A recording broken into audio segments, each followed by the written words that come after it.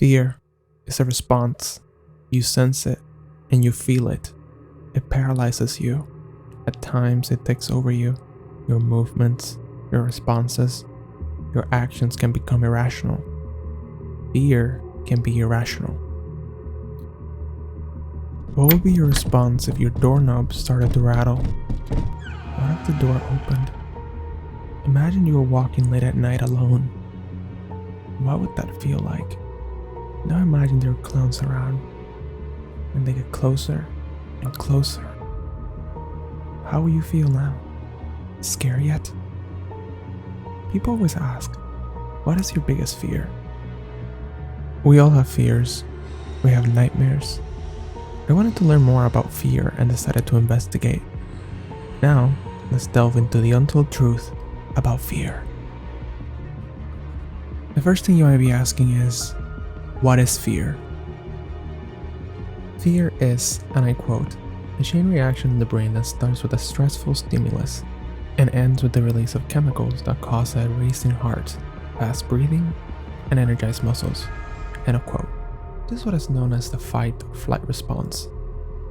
Fear plays an essential role in survival, since it can, quote, lead us to hide, to run away, or to freeze in our shoes. End of quote. Where does fear arise from? It can arise from, quote, a confrontation or avoiding of a threat, or it may come in the form of discovery. End of quote. I'll put my own fear here, which includes an irrational fear of spiders and snakes. It makes no sense. It's actually quite funny for some people when I tell them that I'm scared of spiders and snakes. People close to me probably can tell you that I will freak out and run away the other way and just completely lose it. So there you go. Irrational fears. But why is that? Why do I have that irrational fear of spiders, of snakes? What causes that?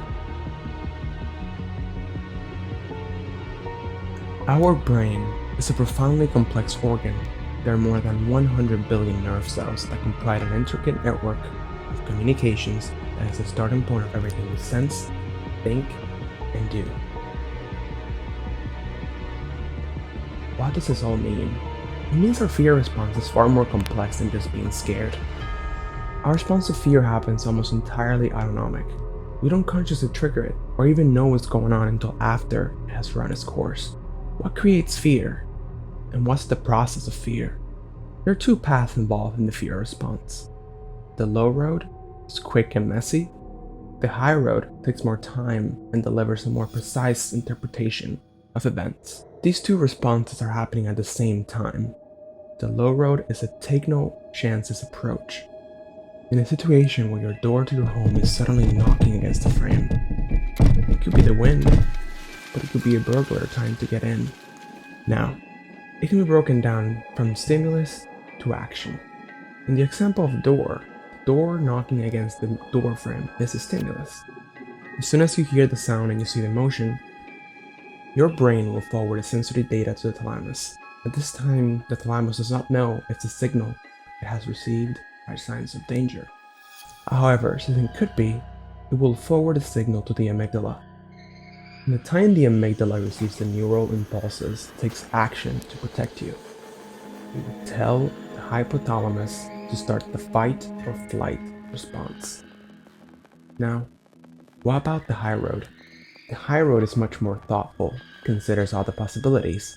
It can be broken down and looks like this. When your eyes and ears sense the sound and motion of the door, they relay this information to the thalamus. From there, the thalamus sends this information to the sensory cortex. The sensory cortex determines that there's more than one possible interpretation of the data and passes it along to the hippocampus to establish context. What happens then? It asks, have I seen this stimulus before? Which gives clues to the brain to determine whether it is a dangerous situation or not. Soon after, the process continues through the hippocampus, picking up on all the data being relayed through the high road. Processing all the information and previous stimulus, the hippocampus determines what could be the action, thus sending a message to the amygdala that there's no danger. And the amygdala, in turn, tells the hypothalamus to shut off the fight or flight response. Things to know about fear. Fear is healthy. Fear comes in many shades. You don't need to be in danger to be fearful. The more scared you feel, the scarier things will seem. Fear can dictate the actions you take. Don't click off just yet. Thank you so much for watching. My name is Antonio Ruiz, and I'm a creative entrepreneur. Make sure to like, subscribe, and hit the notification bell below. Thank you so much for sticking to the end. Until next time, stay creative and always create content that you love.